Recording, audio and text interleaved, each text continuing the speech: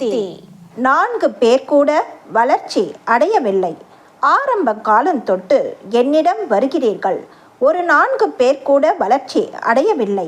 நான் சொல்வதையெல்லாம் காதோடு வாங்கி காற்றோடு விட்டு விடுகிறீர்கள். திருமணம், அரசியல், பணம், பதவி, சொத்து, சுகம் என்றே அலைகிறீர்கள். எவனும் முக்திக்கு தயாராக இல்லை. அடுத்த பிறவி வேண்டாம் என்று வருவதில்லை. பூமி, நீர், ஆகாயம், நட்சத்திரம், சூரியன், சந்திரன், காற்று, மழை, மனம், குழப்பம், கலை, பயிர், பாசம், உள்ளம், வெட்டு, கொத்து என இந்த உலகத்தில் எல்லாம் உண்டு.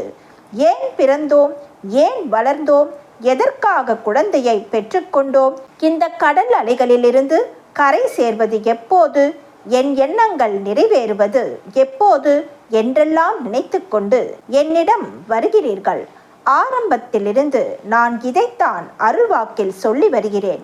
என்னிடம் வரும்போது பொன் வேண்டும், பொருள் வேண்டும் என்று வருகிறீர்களே தவிர அடுத்த பிறவி வேண்டாம் என்று கேட்டு வருவதில்லை. அன்னையின் அருள்வாக்கு. என்னுடைய அருள்வாக்கு என்ற பாத்திரத்தை பயன்படுத்தி எதிர்கால வாழ்வினை அமைத்து கொள்ள வேண்டும். எல்லோருக்கும் பகிர்ந்தளிக்க வேண்டும். அன்னையின் அருள்வாக்கு. Please share and subscribe. Om Sakthi.